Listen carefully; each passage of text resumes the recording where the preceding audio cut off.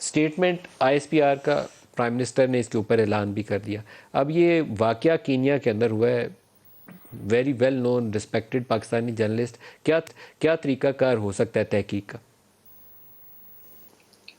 دیکھیے اس کے دو ایشوز ہیں. ایک تو جس طرح ڈی ایس پی آر نے بھی بات کی تھی کہ وہ کن حالات کی بنا پر یہاں سے مجبور ہوئے نکلنے کے لیے, اور کون سے ایسے عناصر تھے جنہوں نے مجبور کیا ان کو نکالنے کے لیے. یہاں پہ جب ڈی ایس پی آر یہ بات کرتے ہیں تو ایک بات تو واضح ہے کہ فوج جس میں انوالو نہیں تھی. تو یہ لوگ جو بھی اس وقت سے فوج کے پیچھے ڈنڈا لے کے پڑے ہوئے ہیں ان کو میرے خیال ہے ہوش کے ناخن لینے چاہیے. ان کو فوج خود کیوں اپنے لیے اس قسم کا ایک پنڈورا باکس کھولے گی. دوسرا پھر یہ ہے کہ یہ جو کچھ بھی ہوا جس وجہ سے بھی ہوا, اب اتنے زیادہ 26-27 FIR آپ درج کرا دیں اور اتنے بڑے بڑے پر وہ دام لگا دیں. پھر میری نالج میں ایک چیز یہ بھی آئی ہے کہ فیڈرل گورنمنٹ نے کوئی ایڈوائزری ایشو کی تھی کہ اشرف شریف صاحب کی جان کو خطرہ ہے طالبان کی طرف سے. جہاں تک مجھے یاد پڑتا ہے کہ اشرف شریف کا زیادہ تر جو فوکس رہا ہے وہ پاکستان کے اندرونی حالات پہ رہا ہے. ان معاملات میں کبھی بات نہیں کی. طالبان کیوں ان کو تھریٹ کریں گے, یہ بھی ایک سوچنے کی بات ہے. کہاں سے یہ آیا اور کیسے ہماری جو بھی کنسرن منسٹری انہوں نے یہ ایشو کیا.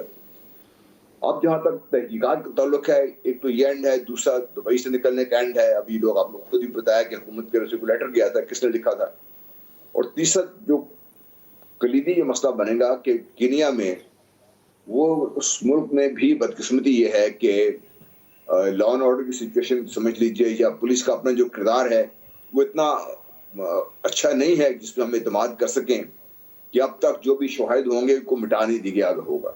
کیونکہ وہاں پہ جو بھی رپورٹس آ رہی ہیں مختلف میڈیا پہ, جو کینین اپنے جو سوال کھڑے کر رہے ہیں وہ اتنے اہم ہیں کہ ان کا سوال, وہ جو ان کی ایک ایجنسیز ہیں انہوں نے کہا جی کہ جو رپورٹ میں کہا گیا ہے اس سے زیادہ اہم ہے جو رپورٹ میں چھپایا گیا اس سے.